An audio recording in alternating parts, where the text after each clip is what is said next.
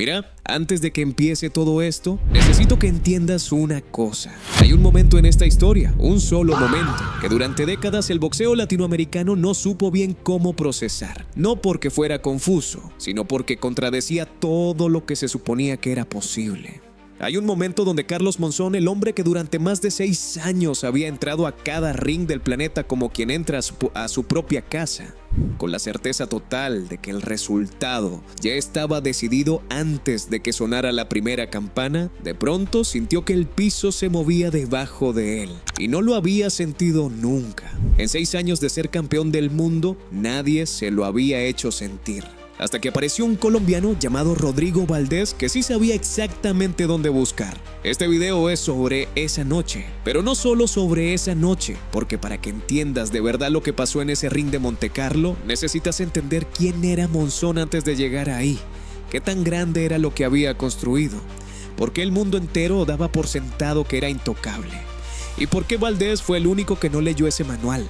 Al final de este video vas a entender algo que la mayoría de la gente que cuenta esta historia deja pasar. Que esa noche no fue solo una pelea de boxeo. Fue el momento exacto en que la leyenda más sólida del peso medio en décadas rozó el abismo de verdad por primera vez. Y lo que eso reveló sobre los dos hombres, sobre el boxeo latinoamericano de esa época y sobre lo que significa ser invencible durante años, es mucho más interesante que el marcador final. Arrancamos. El golpe llegó y Carlos Monzón, el campeón del mundo que no caía, el tipo que había destruido a todo el que se metió en su ring durante 6 años seguidos con la misma calma con la que otros van al supermercado, sintió algo que su cuerpo no conocía. Las rodillas se dieron un poco, el suelo se sintió más cerca de lo que debería estar. El ring, que siempre había sido su territorio privado, de pronto se sintió como territorio hostil.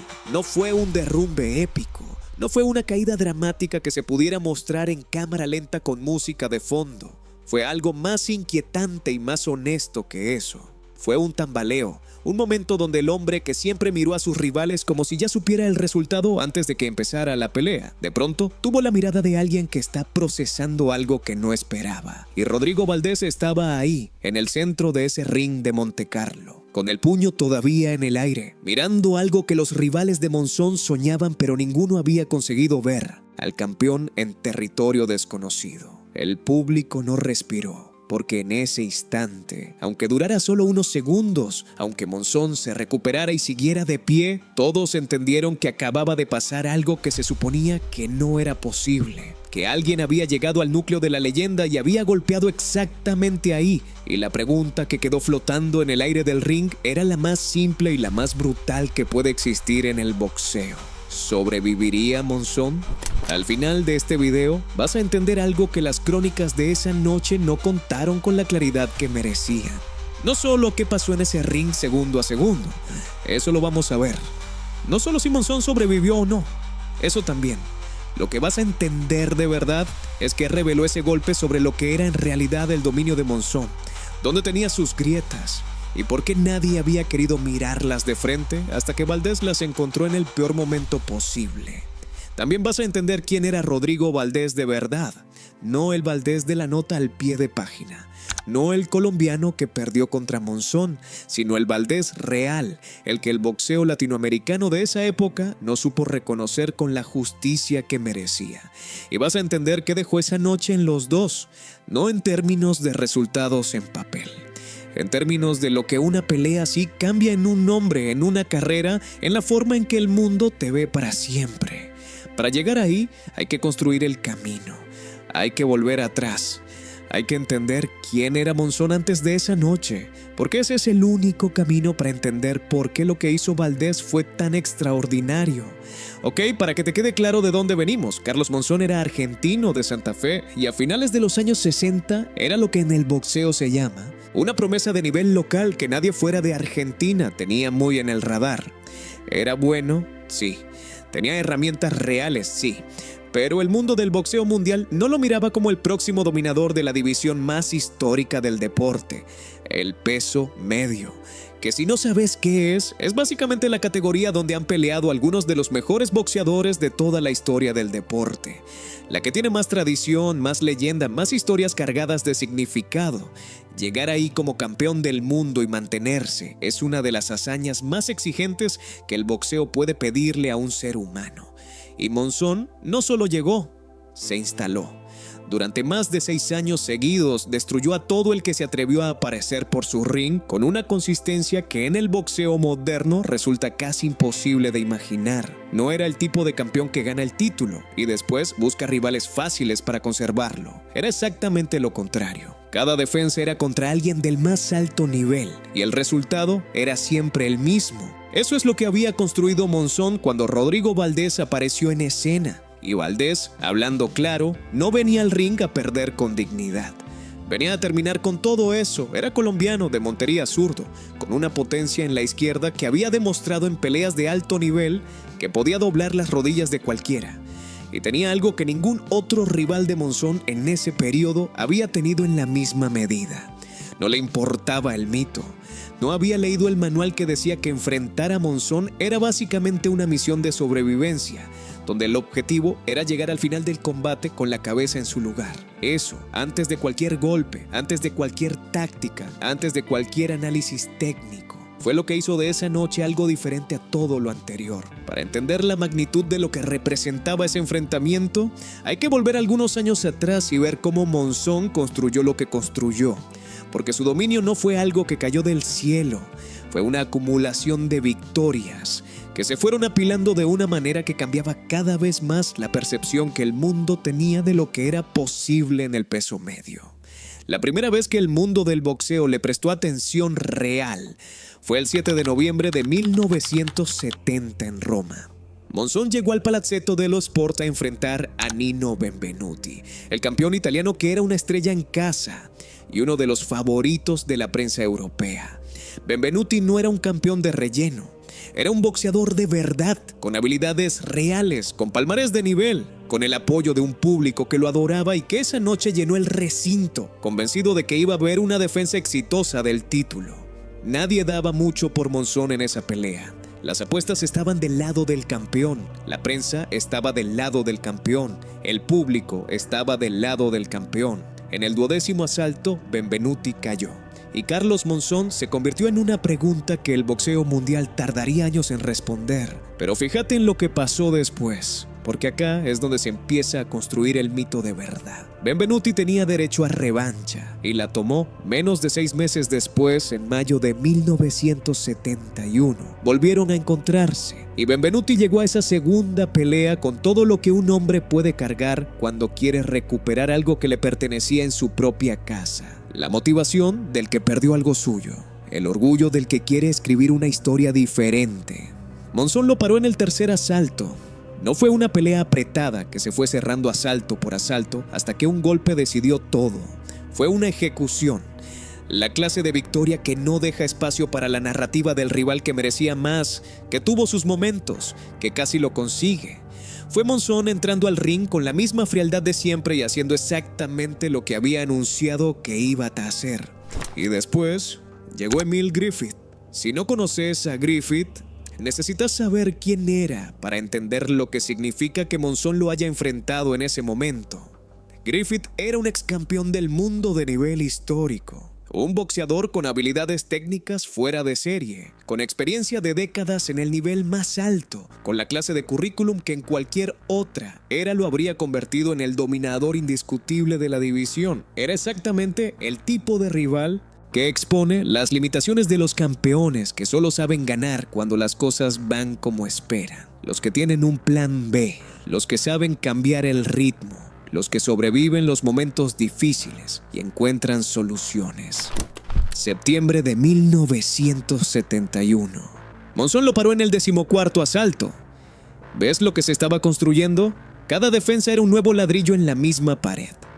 Benvenuti, 2 veces. Griffith, rivales del más alto nivel, derrotados de maneras que no dejaban mucho espacio para el debate. Y la narrativa que se fue formando alrededor de Monzón no era solo que ganaba, era que hacía que sus rivales parecieran menores que antes de pelear con él. Los mejores del planeta llegaban al ring contra el argentino y salían destruidos no solo en el marcador, sino en la imagen que tenían de sí mismos. Eso es lo que separa a un campeón de un dominador, y Monzón era un dominador. Durante años, la pregunta en el peso medio no fue si Monzón podía perder. Esa pregunta se había dejado de hacer. La pregunta era si existía alguien en el planeta con los argumentos completos para hacerle preguntas reales, para ponerlo en una situación que no hubiera manejado antes, para llegar a los últimos asaltos con algo que ofrecer más allá de la esperanza de que el campeón cometiera un error grave. Y durante años, la respuesta honesta fue no, hasta que el boxeo latinoamericano dijo: espera. Hay un colombiano que quizás sí sabe dónde buscar. Cuando se anunció Monzón contra Valdés, había algo diferente en el ambiente.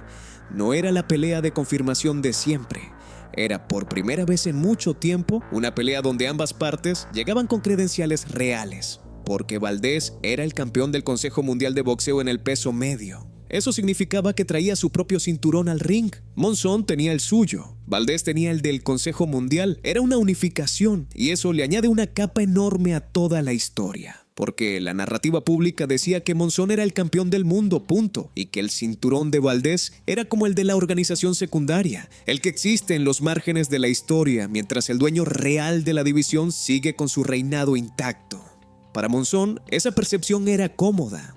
Para Valdés era exactamente la injusticia que había venido a deshacer. Oye, si llegaste hasta acá y todavía no te suscribiste, este es el momento. Mira, estamos apenas en el arranque de esta historia y lo que viene es considerablemente más brutal de lo que ya viste. Dale like al video, suscríbete y seguimos. Son 5 segundos y te lo juro que vale la pena. Hay algo que el dominio de Monzón producía sin que nadie lo dijera en voz alta, y que Rodrigo Valdés fue quizás el primero en entender de manera táctica y concreta. El problema con ser invencible durante 6 años no es que te vuelvas perezoso ni que pierdas el instinto. Es que nunca necesitas activar ciertos mecanismos. Hay cosas que el cuerpo y la cabeza de un boxeador hacen cuando está en peligro real, cuando alguien lo pone en una situación que no esperaba, cuando los golpes llegan desde ángulos que no son los habituales con una potencia que no había sentido en peleas anteriores.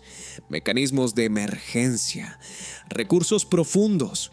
La diferencia entre quien ha estado en ese lugar antes y sabe qué hacer, y quien no ha testado nunca y tiene que descubrir qué hace su cuerpo en tiempo real. Monzón no había necesitado esos mecanismos en 6 años de reinado, y Valdés lo sabía. O al menos lo creía con la suficiente certeza como para construir un plan alrededor de esa creencia.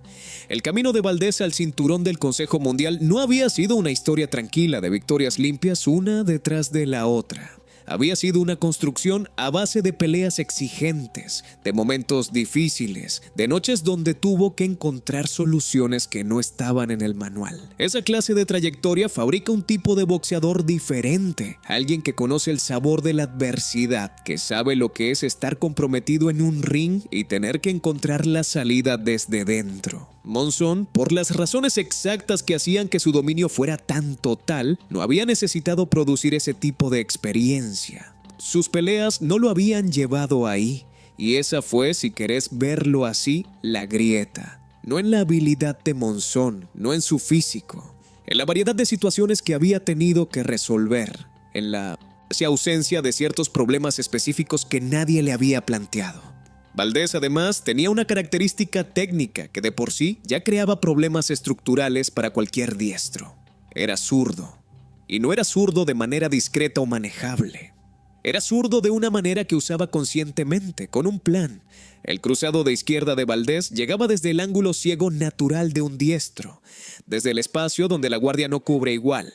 Y había demostrado en múltiples peleas que ese golpe podía doblar las rodillas de cualquiera cuando llegaba limpio. Se decía en los círculos del boxeo de esa época que el equipo colombiano había preparado esa pelea con un nivel de detalle táctica que era inusual para el período. Habían estudiado a Monzón con atención real, sabían cómo controlaba la distancia con el jab largo, sabían cómo usaba el movimiento lateral para crear los ángulos que le convenían.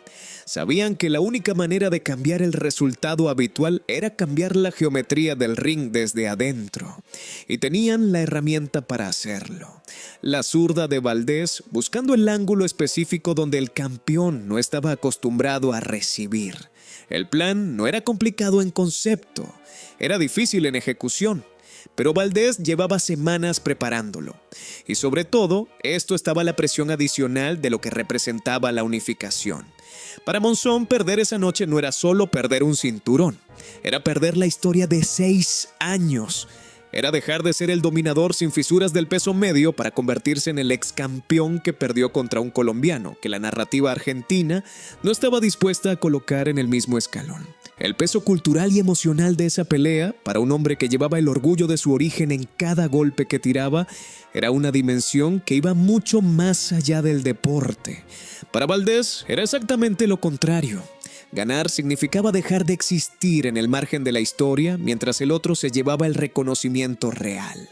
Significaba escribir su nombre de una manera que ninguna organización deportiva pudiera borrar después. Con todo eso encima, llegaron a Montecarlo. El 26 de junio de 1976, Montecarlo albergó una pelea que el boxeo latinoamericano había estado esperando con la clase de anticipación que solo generan los enfrentamientos, donde ambas partes tienen argumentos reales, no la anticipación de la pelea de confirmación, donde el resultado parece escrito de antemano. La anticipación real, la del que no sabe bien qué va a haber pero intuye que puede ser grande. Monzón entró al ring como siempre, ese caminar que los grandes campeones desarrollan con los años, donde cada paso es una declaración antes de que empiece nada.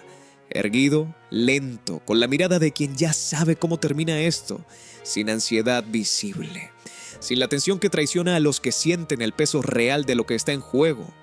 Monzón siempre entraba al ring como si la pelea ya hubiera terminado y él ya lo supiera. Valdés entró diferente. No nervioso, no ansioso, nada de eso. Entró con una energía comprimida hacia adentro, más silenciosa, más enfocada. La de alguien que lleva semanas con un plan cargado en la cabeza y que finalmente tiene enfrente el momento de ejecutarlo. Los que estaban cerca de su rincón esa noche describieron después esa concentración como algo que no habían visto antes en él con esa claridad. Los primeros asaltos ya decían algo para quien sabía leer. Monzón intentó desde la primera campana lo que siempre hacía: imponer su distancia, el jab largo, el movimiento lateral, el control del ritmo desde afuera. En la mayoría de sus peleas anteriores, eso era suficiente para que el rival empezara a desesperarse, a cometer los errores que el campeón castigaba con precisión y sin prisa. El rival empezaba ya a intentar cosas que no debía intentar. Abrir huecos que Monzón aprovechaba con una economía de golpes que resultaba casi ofensiva para quien esperaba ver una guerra. Pero Valdés no se desesperaba. Absorbía el jab con la guardia alta, cortaba distancias con paciencia, buscaba sus ángulos y desde esos ángulos golpeaba. No fue una apertura espectacular, de esas donde un retador sale desde la primera campana a demostrar que la noche va a ser diferente. Fue algo más lento y, en cierto sentido, más preocupante para quien entendía lo que estaba mirando. La sensación de que Monzón no estaba cómodo, que había algo en el movimiento de Valdés, en la manera en que procesaba los golpes y seguía avanzando, que no encajaba con el patrón que el campeón había perfeccionado en 6 años. Los asaltos del medio fueron una guerra de detalles. Esa clase de pelea que el espectador casual puede ver y pensar que no pasa nada, mientras el que entiende sabe que están pasando 100 cosas a la vez que van a determinar todo. Monzón usó sus brazos largos para mantener la distancia, para hacer que la zurda de Valdés tuviera que recorrer más espacio del que hubiera querido. Valdés usó su condición física y su paciencia para seguir abriéndose camino, para reducir las distancias que el campeón trataba de mantener, para crear los momentos donde la geometría del ring favorecía su ángulo natural. Y entonces llegó el momento. El golpe que llegó no fue el primero duro de la noche. Valdés había conectado antes con potencia en varios momentos, suficiente para que Monzón tuviera que manejar situaciones que no eran habituales. Pero hubo un momento en la parte central de la pelea donde todo convergió exactamente como Valdés lo había planeado.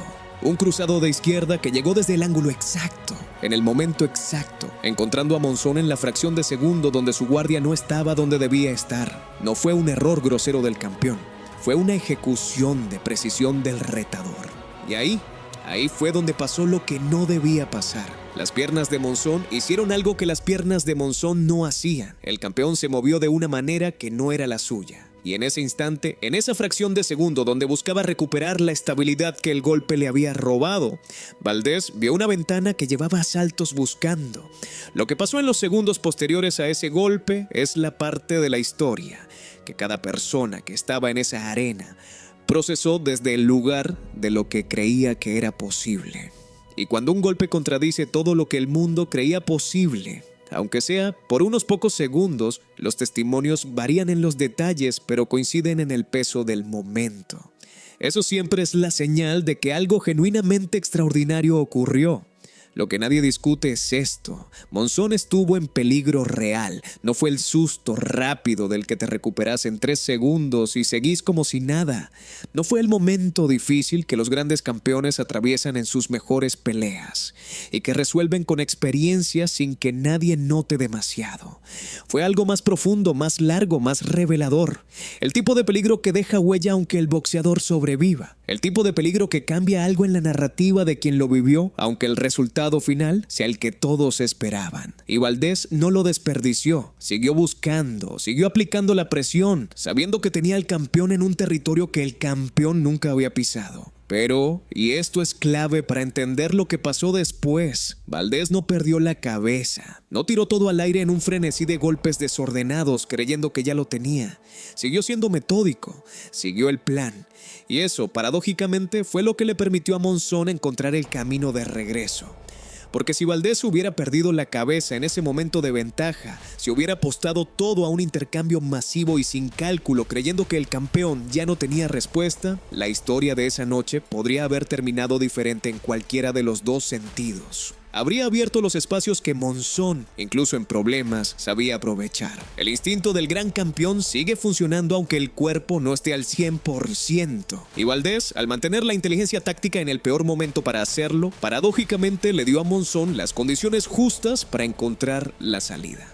Lo que hizo Monzón en esos segundos de crisis es una de las cosas más reveladoras de todo lo que era como competidor. No huyó.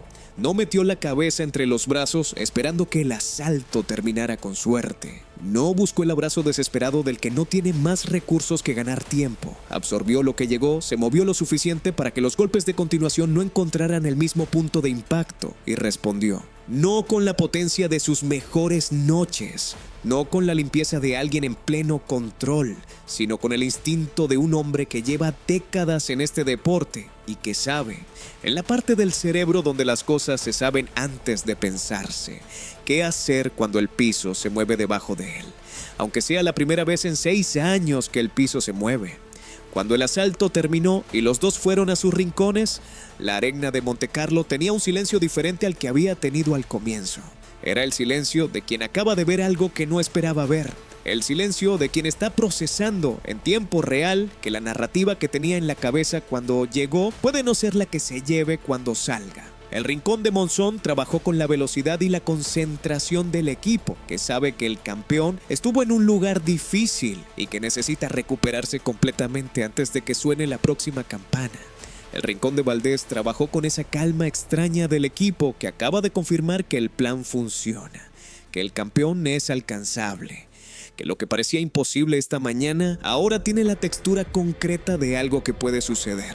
Los asaltos que quedaban desde ese momento de crisis hasta el final de los 15 fueron entre los más exigentes que Monzón había peleado en toda su carrera como campeón del mundo. Valdés no cedió, no bajó la intensidad creyendo que ya había hecho suficiente y que la decisión podía irse para su lado con lo que había mostrado. Siguió buscando, siguió siendo la amenaza que era. Y Monzón, que había encontrado algo en esos momentos de peligro que quizás él mismo no sabía que tenía, respondió asalto por asalto con lo que tenía, que no era el Monzón brillante de las grandes defensas limpias, sino algo más áspero y más costoso. El Monzón que gana cuando no tiene más opción que encontrar la manera de ganar, aunque le cueste absolutamente todo. Los jueces fallaron por decisión unánime a favor del campeón. Monzón seguía siendo campeón. Los 2 cinturones eran suyos. La unificación había ocurrido. Pero la historia de esa noche no la escribieron los jueces. La escribió lo que pasó en esos segundos en el centro del ring, y esa historia es más complicada, más honesta y más importante que el marcador. Escucha, si llegaste hasta acá en este video y todavía no le diste like, es el momento. Lo que viene ahora es lo que la mayoría de la gente que cuenta esta historia deja pasar, lo que cambia la manera de ver todo lo que ya viste, lo que explica qué reveló esa noche de verdad sobre los dos hombres y lo que le pasó a cada uno después de esa noche de maneras que el boxeo latinoamericano no terminó de procesar bien. Suscríbete si no lo hiciste todavía. Seguimos. Bien, acá está la cosa que nadie te está contando bien. Carlos Monzón ganó esa pelea, eso no está en discusión. Nadie con un mínimo de honestidad sobre lo que es el boxeo se lo va a discutir, pero lo que esa noche demostró no fue que Monzón era invencible. Lo que demostró fue exactamente lo contrario, que la invencibilidad de Monzón había dependido, al menos en parte, de que nadie lo había probado de verdad hasta ese momento. Y eso parece un matiz menor. Parece la clase de reinterpretación que hacen los que buscan relativizar una victoria para que el que perdió se sienta mejor. Pero no lo es. Es la diferencia entre una leyenda construida sobre dominio real sin fisuras y una leyenda construida sobre dominio real más 6 años de no haber enfrentado a alguien con el plan correcto para encontrar las grietas. Y la respuesta de esa noche fue que Monzón era ambas cosas a la vez, extraordinariamente grande como boxeador y también beneficiario de años donde nadie había llegado con lo que Valdés llegó. Hay más, porque hay algo que esa noche reveló sobre el estado real de Monzón que el mundo del boxeo no estaba dispuesto a decir en voz alta con comodidad. El campeón ya no era el mismo que había ganado el título en Roma 6 años antes. El tiempo había pasado. No de manera catastrófica, no de una manera que lo convirtiera en un boxeador disminuido sin argumentos reales, pero el tiempo había pasado. Y Valdés, que era más joven y llegaba con un cuerpo sin las marcas acumuladas de 6 años de defensa del título, había aprovechado esa diferencia con un plan diseñado específicamente para ese momento. Pero la revelación más importante de esa noche, y la que convierte a Rodrigo Valdés en uno de los personajes más injustamente tratados de toda la historia del peso medio de ese periodo, es esta. Valdés fue el mejor boxeador de peso medio del mundo durante esos años, con la única excepción de que Carlos Monzón existía. Y eso suena a consuelo, suena a casi lo logra que lástima, pero no lo es. En realidad es una de las declaraciones más poderosas que se pueden hacer sobre un boxeador, que era el número 1 del planeta en su categoría, con la única excepción de quien ostentaba ese puesto. Eso, en cualquier deporte, es extraordinario. Y sin embargo, la historia lo fue relegando con una rapidez que no hizo justicia a lo que había demostrado esa noche en Montecarlo. Monzón siguió siendo el mito. Valdés siguió siendo la nota al pie, aunque esa noche había demostrado con absoluta claridad que la nota al pie merecía un capítulo propio. La razón por la que el boxeo latinoamericano no procesó bien la grandeza de Valdés es, si lo pensás despacio, bastante sencilla y bastante cruel a la vez. Cuando el rival que tenés enfrente es tan grande que el mundo gira alrededor de él, tu grandeza se vuelve invisible, aunque la hayas demostrado de la manera más elocuente posible. El logro de poner en peligro real a la leyenda más sólida de la división quedó opacado por el hecho de que la leyenda sobrevivió. El marcador tapó la historia real, y la historia real era que esa noche en Montecarlo, por primera vez en 6 años, alguien había llegado al núcleo de lo que Monzón era y había encontrado una respuesta concreta a la pregunta que el boxeo había dejado de hacerse. ¿Dónde está el límite de este hombre? Valdés encontró ese límite, lo puso en peligro genuino. Y si bien Monzón sobrevivió, la respuesta a esa pregunta ya no era la misma que antes de que sonara la primera campana. Eso cambió algo en la percepción del peso medio, aunque nadie lo quisiera admitir con esa claridad en ese momento. La victoria de Monzón en Montecarlo fue la más costosa de su reinado. No solo en términos físicos, aunque claramente esa noche le cobró más que cualquier defensa anterior en lo que tuvo que dar para ganar. En términos de narrativa, porque cuando la pelea terminó, el mundo no podía seguir contando exactamente la misma historia sobre él. Ya no era el dominador sin fisuras cuyo resultado se daba por escrito antes de empezar. Era el campeón que había sobrevivido a una prueba de verdad. Y esas son dos imágenes diferentes, aunque el cinturón sea el mismo. La conversación que siguió en los círculos del boxeo latinoamericano fue notable en su textura. Se hablaba de Monzón con el respeto de siempre, pero con algo añadido que antes no estaba con la misma presencia. La conciencia de que había un límite real, de que había existido un momento donde todo podía haber terminado de otra manera. Y se hablaba de Valdés con un respeto que antes era menos generalizado y más localizado en Colombia y en quienes seguían el boxeo con atención seria. Y se hablaba inevitablemente de la revancha, porque una pelea con ese nivel de intensidad y ese resultado ajustado siempre genera la misma conversación. ¿Qué pasa si vuelven a hacerlo? En julio de 1977, un año después de la primera, se hizo la revancha. Otra vez en Montecarlo, otra vez con ambos cinturones en juego. Otra vez Monzón contra Valdés. Y lo que pasó en esa segunda pelea dice tanto sobre los dos hombres como lo que pasó en la primera, aunque desde un ángulo completamente diferente. Monzón llegó a esa revancha diferente. No diferente como alguien que viene asustado de lo que le pasó la primera vez, porque ese no era el tipo de hombre que era. Diferente como alguien que estudió la lección con honestidad y trabajó específicamente en lo que tenía que trabajar. Se decía en el entorno del campeón que la preparación para esa revancha había sido de las más minuciosas y específicas de toda su carrera. Habían trabajado los ángulos de zurdo, las distancias específicas contra alguien con las características físicas de Valdés, la manera de manejar la presión sin perder el control del ring, y se notó. La segunda pelea fue más controlada por parte de Monzón, más parecida al Monzón de los mejores años. Menos las situaciones comprometidas que habían definido la primera noche. Menos los momentos donde Valdés pudo trabajar desde los ángulos que le resultaban naturales y dañinos. El campeón había aprendido la lección que la primera pelea le había dado con una claridad que no dejaba espacio para el debate. Valdés siguió siendo peligroso, siguió buscando durante 15 asaltos el ángulo que había encontrado la primera vez. Pero Monzón lo manejó con el nivel de inteligencia táctica del hombre que sabe exactamente qué ajuste hacer y que tiene la habilidad para ejecutarlo. La decisión unánime llegó de nuevo a favor del campeón y después de esa segunda victoria, Carlos Monzón tomó una decisión que pocos campeones del mundo en la historia del boxeo han tenido la claridad de tomar cuando el momento llegó. Anunció su retiro, se fue siendo campeón, se fue con ambos cinturones, se fue antes de que el tiempo tomara la decisión por él. Fue, en términos de carrera, la salida perfecta, la clase de final que casi ningún boxeador consigue escribir para sí mismo. Y al mismo tiempo fue el cierre definitivo de un ciclo que la primera pelea con Valdés había empezado a definir. Monzón demostró en la revancha que podía aprender, que podía adaptarse, que la grandeza no era solo física, sino también la capacidad de cambiar cuando la realidad te lo exige. Para Rodrigo Valdés, la historia que siguió es la de alguien que había demostrado ser extraordinario en el momento más grande de su carrera y que el boxeo trató con una insuficiencia que hoy, con la distancia del tiempo, resulta difícil de no notar. Con Monzón retirado, Valdés continuó activo y tuvo su propio periodo como campeón principal del peso medio. Pero la conversación pública nunca alcanzó el nivel que sus actuaciones contra el mejor peso medio del mundo merecían. Es uno de esos casos que el boxeo produce con cierta crueldad periódica. La grandeza de un rival tan dominante termina siendo la sombra que oculta la grandeza propia. Valdés fue grandioso en parte gracias a haber enfrentado a Monzón en el escenario más grande, y también fue minimizado en parte por no haberlo derrotado, aunque hubiera estado tan cerca que las réplicas de lo que hizo esa primera noche todavía se sienten si prestas atención. El peso medio no volvió a tener una figura tan dominante como Monzón durante años después de su retiro.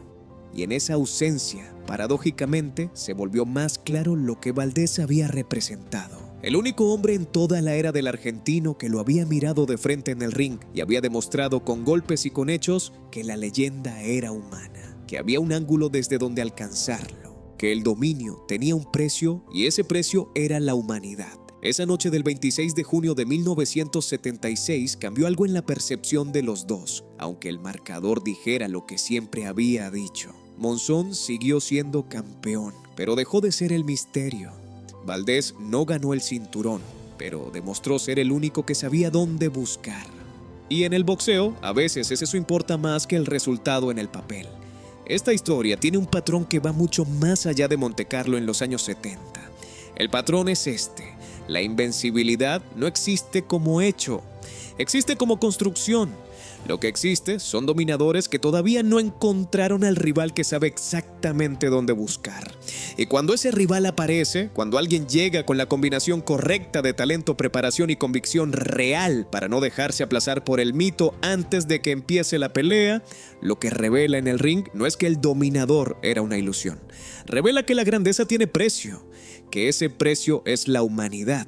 Y que los que sobreviven al momento en que alguien los pone en peligro genuino encuentran algo dentro de sí mismos que no sabían que tenían porque nunca lo habían necesitado. Carlos Monzón fue grande antes de Rodrigo Valdés, eso no se discute. Fue grande durante 6 años en defensas de nivel mundial contra rivales extraordinarios, pero encontró en Montecarlo una clase diferente de grandeza, una que no se mide en victorias limpias ni en rivales desarmados con facilidad. Una que se mide en la capacidad de sobrevivir al momento en que el mito no alcanza. Y lo único que queda es el hombre, el ring y alguien que encontró la manera de llegar donde nadie había llegado.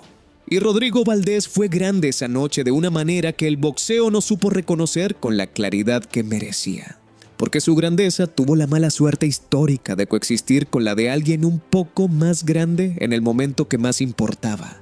Y esa es, en el fondo, una de las historias más injustas que el deporte puede producir. La del hombre extraordinario al que no se recuerda como extraordinario porque el que tenía enfrente lo era un poco más. La próxima vez que escuches que alguien es invencible, que no hay nadie en el planeta capaz de ponerlo en peligro real, que el dominio es total y que el resultado de la siguiente pelea ya está decidido antes de que empiece, acórdate de Montecarlo. Acórdate de ese cruzado de izquierda que llegó desde el ángulo que Monzón no esperaba. Acórdate de un argentino con las rodillas cediendo por primera vez en 6 años. Y acórdate de un colombiano que lo puso ahí con paciencia, con plan y con la convicción de alguien que no llegó al ring a sobrevivir sino a ganar. Si este video te movió algo, si sentís que la historia de estos dos hombres merecía contarse con esta profundidad, deja tu like, suscríbete al canal y comenta ahí abajo. ¿Crees que Rodrigo Valdés mereció más reconocimiento del que recibió? ¿Crees que esa primera noche en Montecarlo pudo haber terminado diferente? Esa discusión merece existir. Escribila. Nos vemos en el próximo video.